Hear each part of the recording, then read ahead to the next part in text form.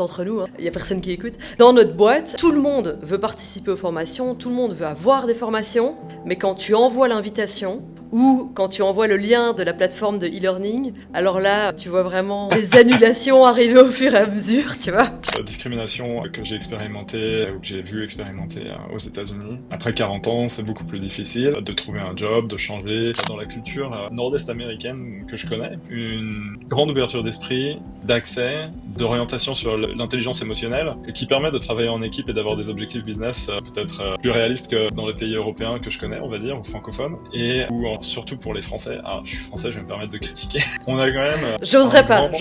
Ici à New York en tout cas, les écoles publiques, on a un focus là-dessus très important dès le premier âge pour apprendre à parler, pour apprendre à éviter le bullying, pour apprendre à écouter. Et c'est pas du tout le cas dans mon expérience, mais c'était déjà il y a 30 ans ou plus. Quand j'étais gamin, en France, j'ai pris une grosse claque quand je suis revenu de l'étranger. Et c'était assez terrible. Bonjour à tous et bienvenue dans le Mouton à 5 pattes, le podcast où on parle du vrai monde du travail. Pas celui des slides parfaits ou des CV calibrés, non, le vrai. Ici, on met les mains dans le cambouis. On parle de parcours atypiques, de galères qui forgent, de réussites inattendues et de ces moments charnières où tout bascule. Je suis Stéphanie Renier, cofondatrice de Gentis, et j'ai toujours eu un faible pour ceux qui ne rentrent pas dans les cases, parce que moi-même, je ne suis jamais rentrée dans aucune. Ceux qui dérangent un peu, qui osent, qui tombent, mais qui se relèvent toujours avec le sourire, et souvent avec une bonne leçon. Parce qu'au fond, soyons honnêtes, ce sont les moutons à 5 pattes qui changent les règles du jeu. Le mouton à 5 pattes. Bienvenue dans cet épisode spécial. Aujourd'hui, j'ai le plaisir d'accueillir Hugues Sereau, un véritable pionnier de l'innovation collaborative, engagé à connecter les idées, les personnes et les technologies pour dessiner le futur de demain. Autour du thème « Relier les futurs », apprendre, inspirer et innover ensemble. Hugues va partager avec nous sa vision, ses clés d'apprentissage et comment, ensemble, nous pouvons réinventer la façon dont nous innovons. Bonjour Hugo, mais donc du coup, si tu pouvais te présenter en quelques mots, qui es-tu Hugo ? Bonjour Stéphanie, alors je suis Hugo, j'habite à New York et mon vrai nom c'est Hugues. J'ai adapté Hugues en Hugo parce qu'ici Hugues est difficile à prononcer, donc ça fait 14 ans que je suis aux États-Unis. J'ai à l'origine suivi ma femme qui a fait une reprise d'études à Columbia University et qui est maintenant une productrice de films documentaires ici, qui est mon ex-femme maintenant. J'ai des enfants et je travaille à ma start-up après avoir fait une carrière de développement de portfolio market research pour l'équivalent US d'Asso System qui s'appelle PTC, donc très enterprise software comme background, corporate strategy. Et au bout d'un moment, j'en ai eu marre d'être un consultant en interne. Et je me suis dit, allez, je mets les mains dans le cambouis et je crée ma boîte. Ça s'est cassé la figure 2 fois de suite. Une fois pour faire des hackathons pour l'égalité, où je soutenais à l'origine, après le mouvement MeToo, je me suis aperçu à quel point on avait des différences d'accès, de salaire, de chance dans la vie, et vraiment la stat qui m'a fait changer, bon, au-delà du côté émotionnel, de parler de tout ça avec ma femme et de voir l'impact aux États-Unis, ça a été de me dire que à chaque enfant que les femmes mettent au monde, si elles travaillent, ça leur réduit leur chance de salaire statistiquement de 10%, ou de croissance dans leur carrière de 10% pour chaque enfant. Et je me suis dit, mais c'est complètement incroyable. Pourquoi c'est pas un coût sociétal? Pourquoi c'est un coût juste pour les femmes, etc. Et donc je me suis mis à faire quelque chose, quoi. Ça c'est beau. Là on rentre directement dans le vif du sujet. Aujourd'hui justement, donc on va parler de tout ce qui est apprendre, inspirer et innover ensemble. Hugo, est-ce que tu peux nous en dire un petit peu plus sur justement ta boîte aujourd'hui ? Ouais, alors c'est une EdTech qui change la manière d'apprendre et qu'on est en train de tester, de piloter ici avec pas mal de bons partenaires, euh, Johnson Johnson, AWS, des conférences qui sont nos principaux partenaires, des boîtes de consulting et pas mal de boîtes académiques, donc Purdue University, on met en place des choses avec des programmes universitaires. Et en fait, ce qu'on fait, c'est relier. On est un nouveau channel pour relier le monde éducatif, académique ou de l'enseignement au monde du travail, en permettant aux étudiants d'apprendre plus rapidement des compétences et de prouver comment ils travaillent. Et non seulement les étudiants, mais les learners dans les entreprises. Et on fait ça au travers de la co-création. Ok, et quand tu dis co-création, ça consiste en quoi? La co-création, ça consiste en une version euh, avec un vrai impact des hackathons. Tu vois ce que c'est un hackathon? Alors, moi je vois, mais si tu peux peut-être l'expliquer à l'audience, comme ça on est sûr que Ok. tout le monde sait ce que c'est. Hackathon, c'est des équipes de développeurs, de designers, de personnes qui bossent en tech à l'origine, souvent des étudiants d'ailleurs, qui se rejoignent et qui vont aller résoudre un challenge ensemble. Ils vont aller proposer une solution pour ce challenge et pitcher, et il y a un gagnant à la fin. Tu vois. Donc c'est une sorte de gamification, du brainstorming avec un impact de création d'un prototype. C'est la différence avec le brainstorming, c'est que tu te mets en équipe et tu travailles, tu te retrousses les manches et puis tout le monde est à égalité autour de la table, partage ses idées et produit quelque chose. Et donc c'est parce que c'est hands-on, t'apprends beaucoup, tu travailles en équipe et tu arrives à un produit. Et c'est pour ça que ça plaît à des ingénieurs et au milieu académique de manière générale, mais aussi ça plaît à des entreprises parce que tu peux innover. Mais en général, le problème du hackathon ou de la co-création, c'est que si tu mets pas vraiment les moyens, t'as pas un produit à la fin, t'as juste des idées et puis rien ne se passe. Et donc ce que j'ai vraiment essayé de faire, c'est de faire en sorte qu'il y ait un impact, soit innovation, soit je me suis aperçu qu'il marchait le mieux en fait à l'origine. Les gens qui me comprennent vraiment, c'est le milieu académique ou le milieu du training dans les entreprises. Donc la co-création, ça marche bien pour éduquer et on le fait avec un nouvel angle. Chez Wiggly, on ne croit pas à l'automatisation froide. Notre IA comprend vos besoins, vos valeurs et vos cultures d'entreprise. Elle ne remplacera pas votre jugement, elle le renforce. Wiggly, c'est la technologie au service de l'humain. Ok, top. Quand tu dis, parce que d'une certaine manière, le hackathon, c'est aussi ça, hein, c'est un peu l'innovation collective. Quelle a été un peu la première étincelle qui t'a fait croire au pouvoir de cette innovation collective? Alors, je suis arrivé dans le hackathon par un background qui n'est pas un background technologique. Moi, j'ai fait Sciences Po à Toulouse. Je suis arrivé d'un background sociologique et moi, c'était plutôt la sociologie des entreprises, des trucs comme ça. Et donc, j'ai créé une boîte avec ce background. J'ai eu beaucoup de choses à apprendre. Et pour l'innovation, j'ai bossé beaucoup dans le milieu consulting et corporate strategy. Donc, j'ai participé à différents niveaux de création pour différentes maturité de boîte. Et donc j'ai expérimenté ça, mais pas hands-on, plutôt au niveau consulting et stratégie. Et en fait, je rejoins ce que j'expliquais au début, donc via le mouvement MeToo, via le côté, ok, je veux faire quelque chose pour les femmes dans le milieu du travail. Je me suis aperçu que autour de moi, qu'est-ce qui se passait? Il y avait des équipes de designers, de développeurs, et il y avait très très peu de femmes. Donc j'ai essayé d'organiser des événements pour faire venir plus de femmes dans le milieu du travail, notamment de la tech. Et je me suis aperçu que les développeurs et les personnes au milieu tech et les ingénieurs sont intéressés par les hackathons. Donc je me suis dit, ok, je vais faire des hackathons. Et puis c'est comme ça que je me suis mis petit à petit. Et au début, avec cet angle diversity, equity, inclusion, que je persiste à, dont je suis fier d'avoir fait quelque chose là-dessus, même si aujourd'hui c'est un petit peu un gros mot aux États-Unis, malheureusement. Et je pense que le côté impact m'est venu de là. Voilà. Et j'ai appris les hackathons. Et puis après, je me suis aperçu que bon, la diversité, l'inclusion, c'était beaucoup de grands mots, mais au final, c'était pas le corps de métier d'une entreprise. Et il n'y a pas des gros budgets derrière tout ça. Voire même les leaders diversity inclusion, au début, ne savaient pas nécessairement exactement quel type de métrique ils voulaient. Et donc, c'est difficile de bosser avec eux sur quelque chose comme les hackathons. Et donc, je suis revenu à ça après coup sur ma startup actuelle, après un détour via de la cybersécurité. Et la manière dont j'y reviens, voilà, c'est des hackathons avec cet impact et qui peuvent vraiment scaler, quoi. Donc, c'est toute l'histoire de mon accès au hackathon. J'espère que ça répond à la question. Oui, ça répond. Juste, attends, parce que du coup, j'ai envie de faire une parenthèse. Est-ce que tu as réussi réellement à attirer des femmes dans les hackathons? Ouais, ouais, ouais. En fait, j'avais bossé avec Girl Develop It et puis d'autres associations, des non-profits pour lesquelles on développait des solutions pour leur website ou des solutions AI ou enfin, des produits tech ou des modules tech qui pouvaient leur servir. Et donc, bah, comme on bossait pour des non-profits d'un certain milieu ou d'une certaine communauté, on attirait les gens de cette communauté. Donc ouais, il y a eu jusqu'à 20 000 personnes dans cette première startup, mais on n'arrivait pas à vendre ce qu'on faisait. Et pourquoi?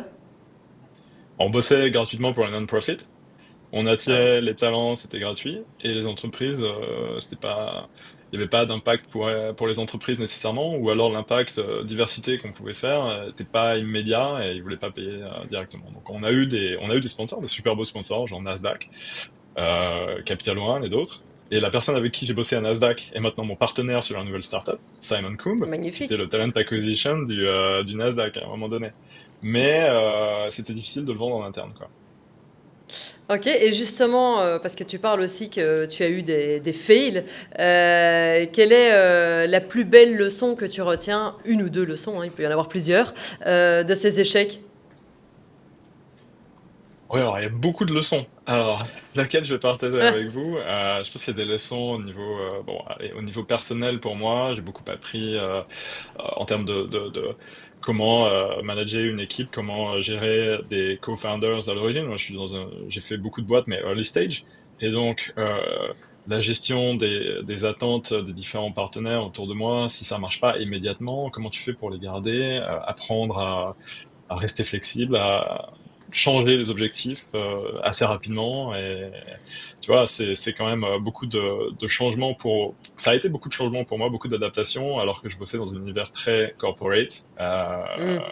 Avec des gens en corporate strategy, avec des plans, tu vois. Et donc tu passes d'un univers de plans et de planification et d'influence des business leaders, des différents silos, et c'est très politique, à en fait, je pensais être le boss à l'origine et m'éclater. Et en fait, je m'éclate, mais avec les autres, et tout le monde est mon patron. C'est ce que j'aime dire en ce moment. C'est mes employés, je peux pas les perdre, c'est mes boss. Mes board members, c'est mes boss. Mes clients, c'est définitivement mes boss. Mes members, mes utilisateurs, c'est mes boss. Enfin, donc, en fait, c'est très politique, mais c'est moi qui dois faire toute la politique pour moi-même. Ouais, Voilà ça ce que j'ai dû c'est... changer dans ma manière de travailler. Ok. Ok, et du coup, comment ça s'est traduit, on va dire, sur le terrain? Alors, sur le terrain, c'est apprendre beaucoup d'apprentissage, savoir prototyper rapidement, apprendre à créer une application, avoir beaucoup d'idées, prioriser, expliquer ça à des équipes qui sont décentralisées avec Madagascar, l'Inde, les différents partenaires aux États-Unis. Euh, et ensuite, transformer ton idée avec le feedback des clients, le feedback des utilisateurs, toujours être très ouvert à toutes ces personnes-là et faire en sorte d'avoir du feedback constamment et de co-créer. Et en fait, ce que j'ai appris avec les hackathons, c'était l'aspect co-création. C'est vraiment ce que je mets en place dans mon entreprise. Je crée avec mes employés, je crée avec mes utilisateurs. Dès que j'ai un call, je leur demande de me dire ce qu'ils en pensent et de me donner quelques feedbacks et j'implémente directement, tu vois, ce qu'ils me disent. Donc ça, ils apprécient et ça solidarise énormément les clients. Ah ben c'est top ça. Du coup, pour toi, aujourd'hui, parce que quand même dans le monde de la tech, euh, alors, pourquoi apprend-on de manière générale encore aussi peu à apprendre? C'est-à-dire que moi, je vois quand même souvent une réticence, c'est-à-dire que soit les gens ont vraiment une curiosité naturelle et ils apprennent tout le temps, soit, enfin moi je vais te dire, juste entre nous, hein, il n'y a personne qui écoute, dans notre boîte, tout le monde veut participer aux formations, tout le monde veut avoir des formations, mais quand tu envoies l'invitation ou quand tu envoies le lien de la plateforme de e-learning, alors là, tu vois vraiment les annulations arriver au fur et à mesure, tu vois. Ouais. Il n'y a plus personne qui est chaud. Donc en théorie, tout le monde veut apprendre, mais alors dans la pratique, ça se traduit pas du tout comme ça. Quel est toi ton recul par rapport à ça? Ouais, c'est exactement mon expérience aussi dans les différents e-learning que j'ai pris ou du moment que t'as pas un workshop où tu es obligé d'aller avec ton équipe, c'est plus difficile de te motiver. Ouais. Donc, il y a différents types de profils, hein. Il y a euh, des expériences d'apprentissage pour les ingénieurs qui sont plus hands-on, tu vois. Il faut des choses pratiques à faire. Pour les gens du milieu business, il faudrait que ça change quelque chose. L'apprentissage doit changer quelque chose à ton day-to-day, à ton business. Ça doit être assez sensible, ça doit faire partie de ton plan et tu dois être quelqu'un qui a un plan, tu vois. Tout le monde n'a pas forcément un plan à un moment donné ou le courage de le mettre en place. Euh, Donc la motivation, c'est effectivement hyper important. Et il se trouve que c'est un des points principaux de différenciation de la co-création et des hackathons. C'est un événement fun, on break down via notre plateforme, on casse l'apprentissage dans différentes activités, on a de la co-création où on rejoint d'autres personnes et on apprend via les autres personnes, via des mentors ou via ton équipe, via une gamification du fait des challenges et des pitchs que tu dois donner, des badges que tu peux obtenir. Donc tu vois, il y a plusieurs moyens comme ça de changer le paradigme de la manière dont on apprend, d'un cours textuel où tu dois te focus à lire, à Ouais, une expérience. Et c'est ça que les pratique. universités Ouais. voient avec... Ouais, donc tu apprends beaucoup quand tu es en stage et tu mets en pratique. Mais le stage, c'est compliqué à organiser, etc. Alors que nous, ce qu'on propose, c'est quelque chose qui est assez facile au final pour mettre en pratique avec d'autres. Et au moment où l'AI, tu vois, aujourd'hui, nous pousse, va Ouais. pousser tout le monde à devoir apprendre beaucoup plus rapidement et à mettre en pratique plus rapidement et les processus d'implémentation de l'innovation changent beaucoup en ce moment pour différents Ouais. types de maturité de boîte. Ben, l'apprentissage est super important et ceux qui vont pas réussir à apprendre assez rapidement vont avoir donc apprendre à apprendre comme tu disais au début pour rebondir là-dessus.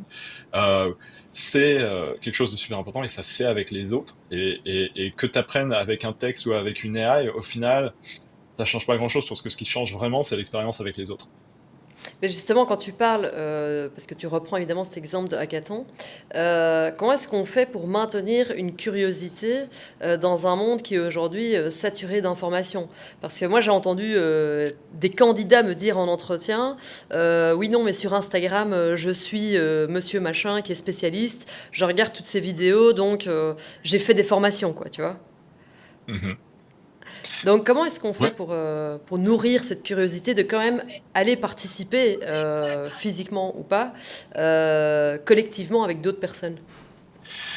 Il faut que la curiosité soit attisée par les exercices, par l'aspect pratique et l'impact assez rapide pour toi, soit immédiat, soit rapide, pour ta carrière ou pour ton recrutement. Donc, dans le cadre d'un recrutement, tu peux très bien imaginer, mais si ça fait partie de notre plan et j'aimerais bien trouver des partenaires pour l'aspect. Qu'est-ce qu'on fait de la data des personnes qui participent à ces hackathons? Ils obtiennent des points dans des activités, ils obtiennent des badges, ils obtiennent du feedback, ils peuvent montrer leurs achievements en montrant leurs solutions, en montrant le feedback qu'ils ont obtenu. C'est un super vivier pour des recruteurs et on est en train de tester ça, mais on veut trouver des partenaires pour leverager cette data vraiment unique de comment les gens travaillent ensemble. Tu as deux types de personas, de personnes qui prennent ces hackathons, hein, des participants. Donc la première persona, c'est des étudiants. Imagine un étudiant à la fin de ses études, peut pas vraiment montrer comment il travaille, voire même prouver ses skills Non. à un employeur. Donc c'est difficile d'aller recruter, donc tu fais les stages. Nous, ce qu'on propose, c'est un nouveau type de paradigme où au lieu d'avoir un internship, tu as un externship via les hackathons. Et donc tu peux aller shortlister beaucoup plus facilement des personnes à employer dès la fin des études. Et puis pour les personnes, l'autre persona, c'est ceux qui sont déjà les learning engineers, des ingénieurs, ou alors au-delà des ingénieurs, on peut très bien se développer sur tout type de problème, marketeur, sales, legal, tout ce que tu peux imaginer, tu vois, avec les hackathons, tu résous un problème. Et là, ce qui est Ah mais vraiment important, c'est de prouver comment ils ont appris, ce qu'ils ont appris, et puis l'impact pour l'entreprise au niveau R&D ou au niveau augmentation de carrière. Tu vois ce que je veux dire? Donc, toute ouais. cette data, c'est complémentaire par rapport à LinkedIn, c'est complémentaire par rapport à ce qu'il y a dans les 360s et on commence tout juste à proposer ça. Vous n'avez pas besoin de plus de candidatures, vous avez besoin de meilleurs matchs. Wiggly filtre, comprend et sélectionne les profils qui feront la différence. Fini les heures à trier des CV. Commencez à recruter intelligemment sur wiggly.io, wiggli.io. Mais c'est génial, c'est incroyable. Et du coup, parce qu'on va continuer un peu sur le même thème, qu'est-ce qui freine le plus l'innovation aujourd'hui? Est-ce que c'est la peur, les égos? Qu'est-ce qui freine aujourd'hui dans ce monde où tu disais justement que l'AI voilà, demandait de plus en plus d'innovation dans les différentes boîtes? Quel est le plus grand frein? Alors le plus grand frein à l'innovation, ça dépend du type de boîte. Mais bon, on va prendre une grande boîte avec beaucoup de silos. Je vais parler de mon expérience dans cette boîte notamment qui s'appelle PTC. Donc euh, il y avait un vrai problème au niveau des dirigeants, c'était qu'ils avaient la sensation de tout savoir et que la data qu'on pouvait leur, euh, leur proposer était pas juste. Et ils disaient, ouais, ouais, vous voyez ça avec toute la data, market research, mais tout dépend de comment tu fais ta data, en gros. C'était très dur de faire passer une information valide et statistique, et tout ce qui comptait, c'était l'expérience de ce qu'ils avaient entendu avec un ou deux clients, ou plus qu'un ou deux. Ok.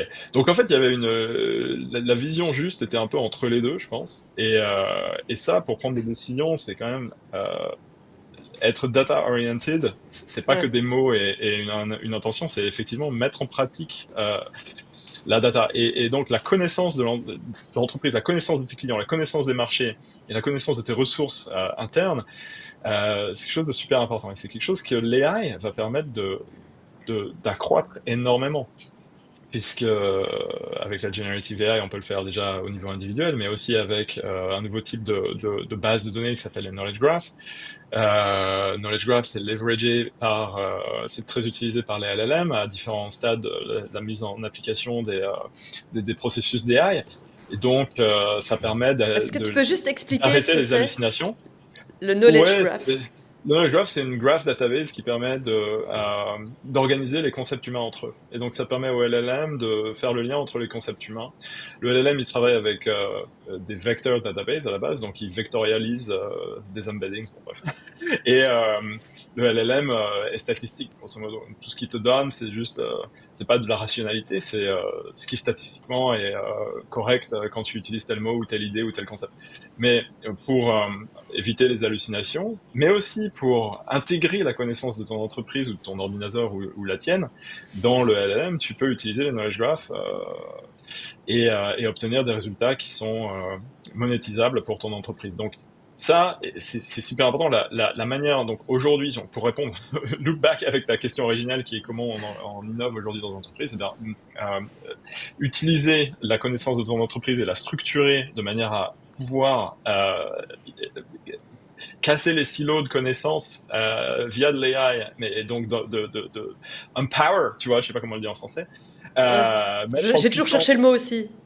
mettre en puissance les employés, c'est super important. Je pense que c'est le next step pour beaucoup d'entreprises et je le vois aujourd'hui et c'est ce qu'on met en place euh, via ma boîte aussi et via nos partenaires d'AI. En fait, on voit ce mouvement-là aujourd'hui. Pour que l'innovation ait lieu, il faut mettre en puissance la connaissance dans les entreprises et ça se fait via des data scientists qui mettent en place ce genre de knowledge graph. Mais en fait, c'est surtout important dans le sens où nous, par exemple, dans le recrutement, on sait aujourd'hui que la plupart des postes vont disparaître et que plein de nouveaux vont apparaître et qui n'existent même pas encore aujourd'hui et que d'ici 2030, il y aura 60% de nouveaux jobs sur le marché. Et je pense que c'est là où vraiment le L&D, l'innovation, ça va être les points ultra capitaux dans les entreprises. Oui, évidemment, il y a tout un tas de processus d'accompagnement à l'innovation et euh, de changement de la manière dont les gens travaillent ensemble.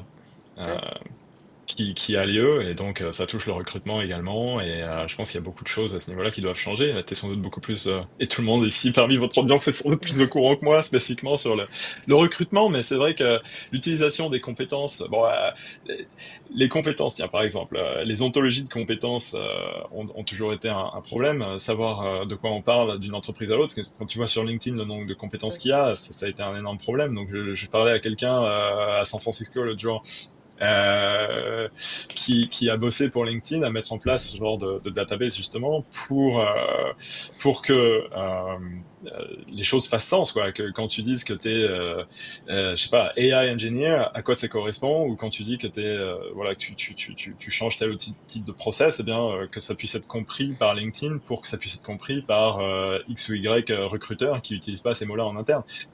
Pareil pour le training, donc tu vois, juste travailler au niveau de comment on décrit les compétences, ça a toujours été un problème. Et, Ouais. Et ça, je pense que c'est un des grands changements à venir, c'est la capacité que l'AI nous propose de traduire les choses entre personnes qui se comprennent pas. Oui, tout à fait. C'est vrai que ben, nous, c'est vraiment quelque chose qu'on étudie beaucoup en interne, le skills et le coding de ces compétences. Comment faire en sorte que... Parce que souvent, enfin aussi, les titres des jobs, les job titles, changent d'une entreprise à l'autre. Donc, comment aligner tout ça quand on fait une recherche, c'est sûr que nous, on a un peu voilà, on est dans la même problématique, on va dire, qu'on cherche aussi à ce niveau-là.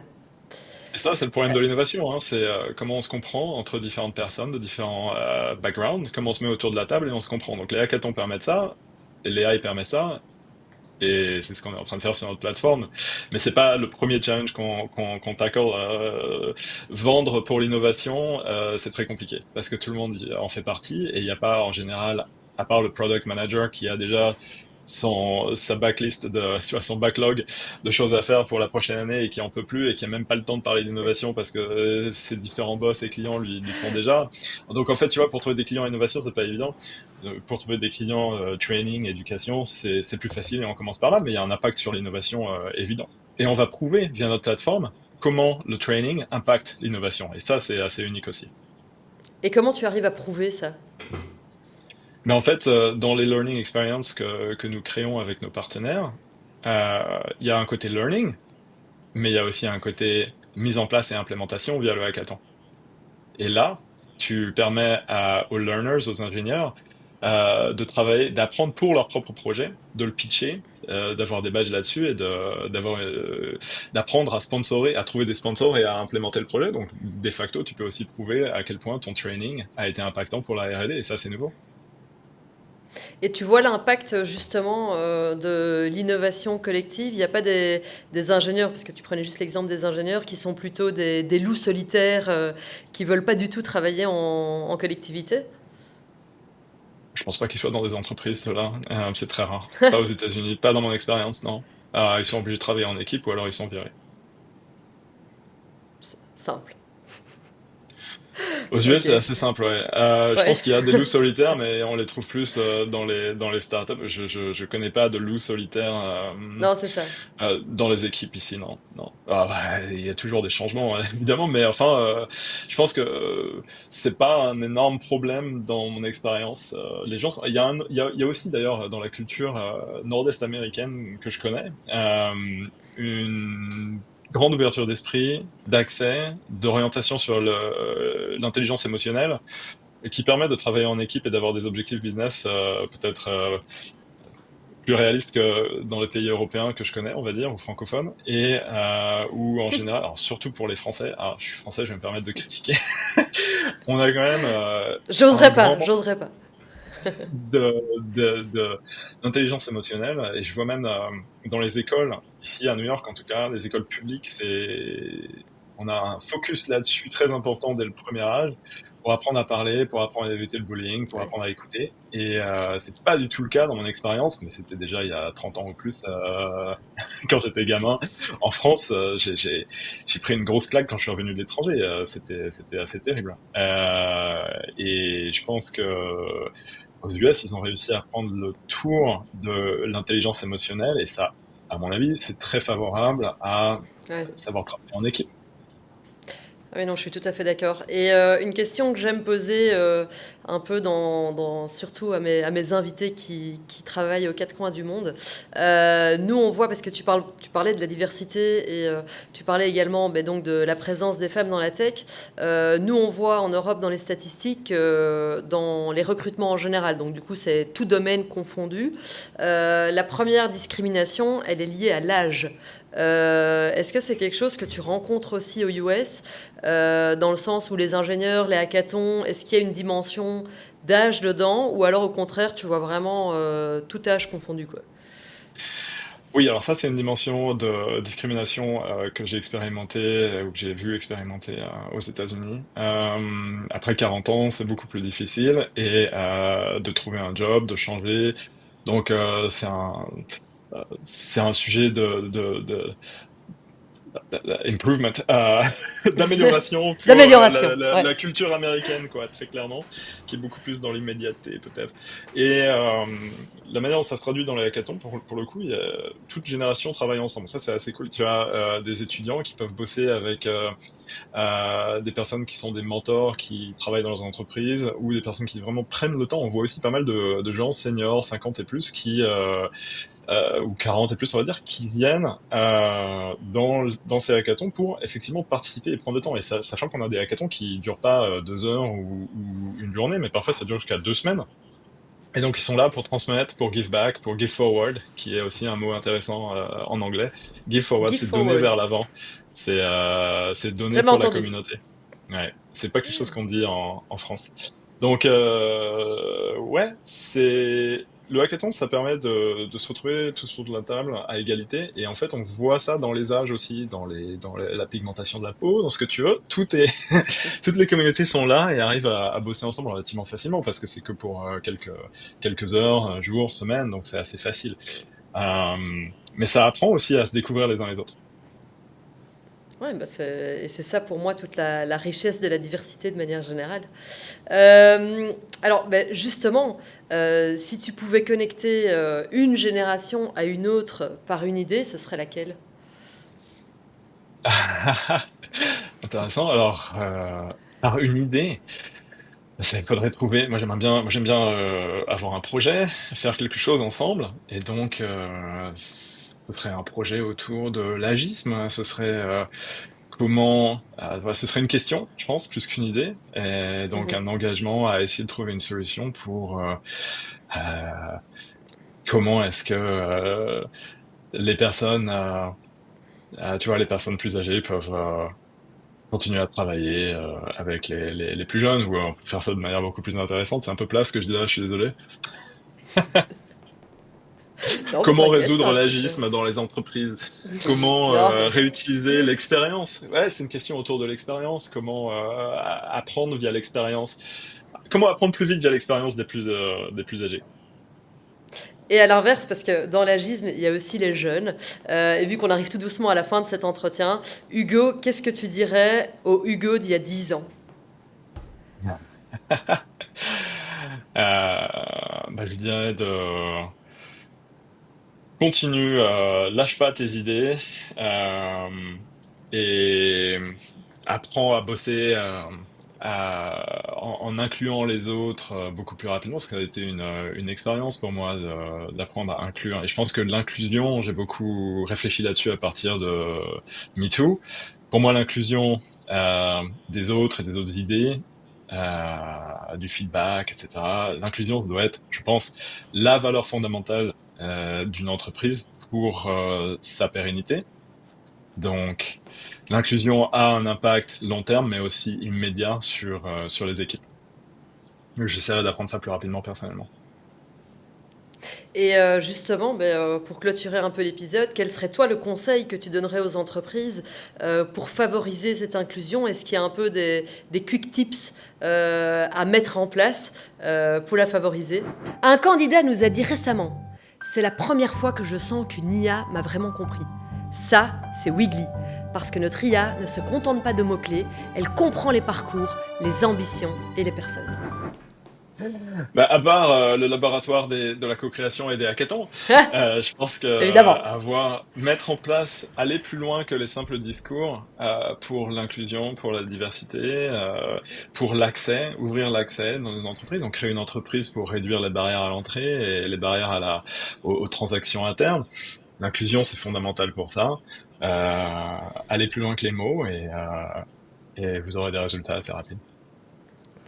Top. Merci Hugues pour cette conversation pleine de sens et d'ouverture. Je repars en tout cas avec une idée forte, c'est que innover, c'est pas seulement créer du nouveau, mais c'est aussi apprendre à le faire ensemble.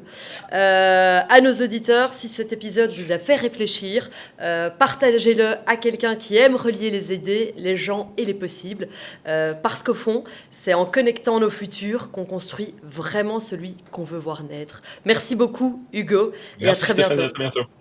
Bonne journée!